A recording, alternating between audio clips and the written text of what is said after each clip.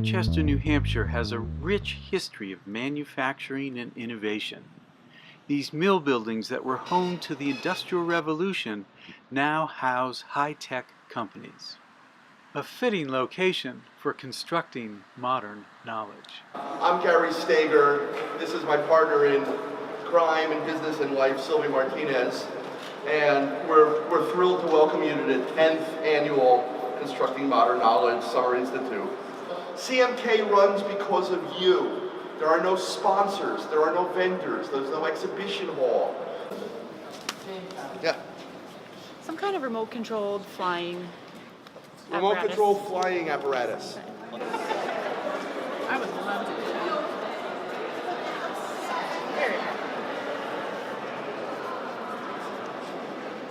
I'm not looking for leadership or expertise now. We just want beacons. If you feel very strongly about one of these ideas, is come up here, grab a sheet of paper, write on it the project idea, nice and thick. Have a great day. We'll see you at 3 o'clock. Ask for help. Look at what you need. What about like the sound part? And I will be around to help you if you need any help.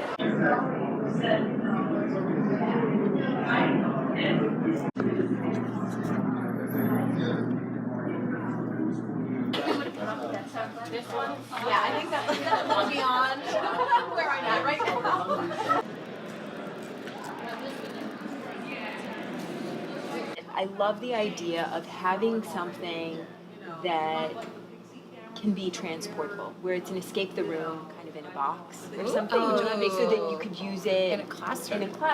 Maybe they have to make it. Maybe they have to do both things. They have to do something on scratch. Yeah. And then they have to build something in the real world. This is a prototype of my project. When you approach this device, a proximity sensor triggers a motor to bring a mirror into view. This allows you to reflect upon the question, "Who are you?" and then press a button to record your answer.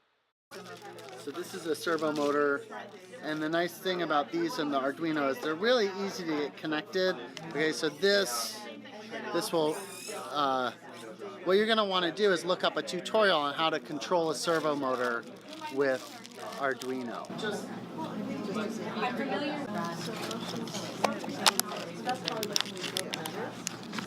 When it gets that line, it stops your code. Now, this has 3 pins.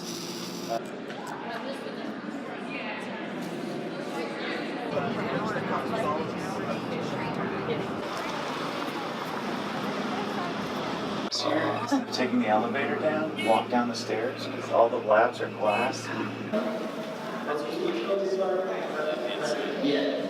Rather than redoing the Industrial Revolution, this roadmap for coding, construction of functional materials is really asking what are the minimum building blocks for a self-sustaining civilization where anybody can make anything anywhere. And wish you all the best for the rest of the meeting. Thanks so much, Neil. And then as an architect and designer, I'm more interested in what do we do with those machines. And this is really a new process, like a new fabrication tool where we had to develop that process, but it enables you to think about design in a new way. Like once you can fabricate, what can you design? And when you can design, it's then, well, what can I build and change in fabrication? And we're always looking at the hybrids of those two. So the 6th beat sounds like this.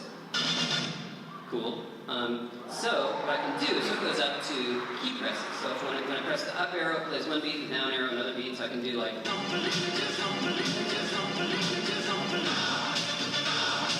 So I can turn the song into an instrument by triggering individual beats on keyboard keys.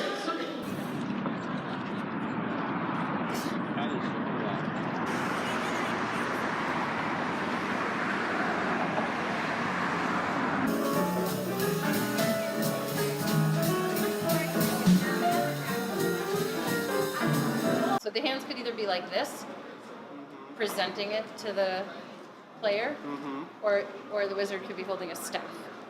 That's very cool. You save maybe hours and hours of work. It's amazing how quickly you can get stuff like this working these days. I mean, The tools and materials make it really easy. Yeah. It's coming. Here's where it was before. What number did you change it to? I don't know. Oh, okay. There it is!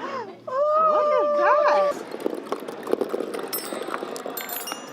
That would be a green light that shows that that if you smell mint, it would be green, and it would be coming from the west. You could have something get recorded, and then you could have it played back.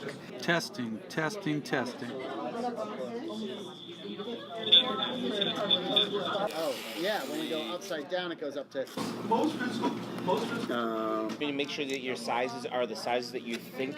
And to understand how they could construct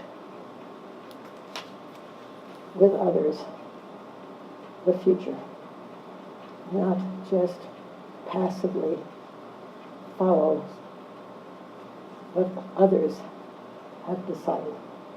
Thank you. In one sense, the maker movement is about agency.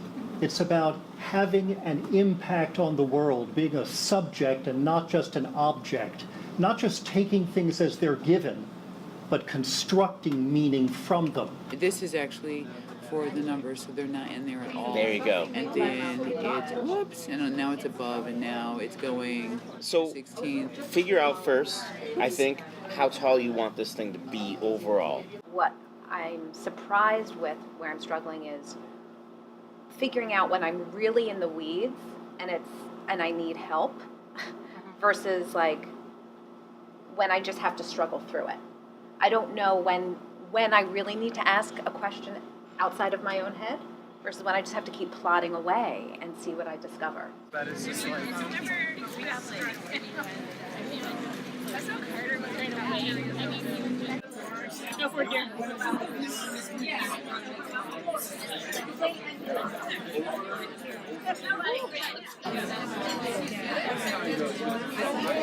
If you want to make something that just records temperature and displays it, Arduino.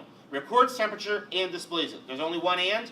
Do it with our Arduino. If you want to record temperature and display it and record it into a spreadsheet and have that spreadsheet be sent over to the internet when it's online, that's too many ands. That's when you start doing a Raspberry Pi.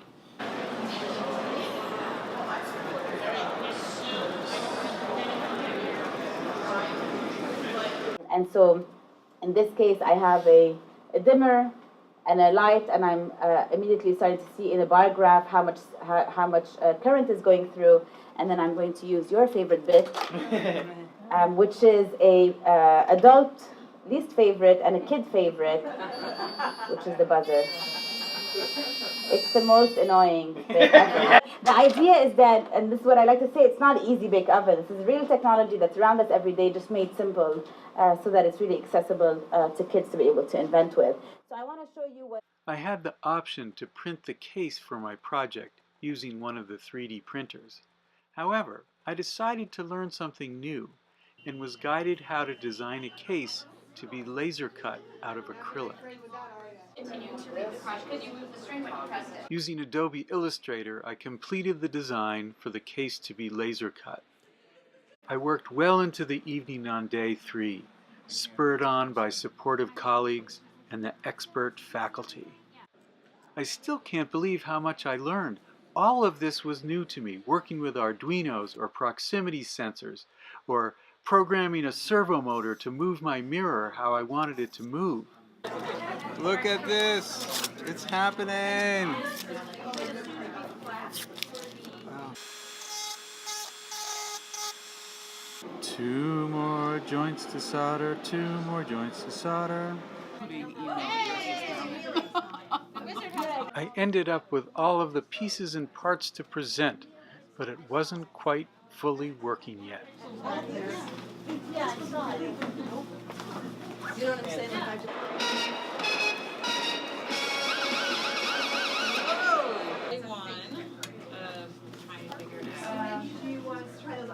We spent 4 days taking on the role of students so that we could become better teachers.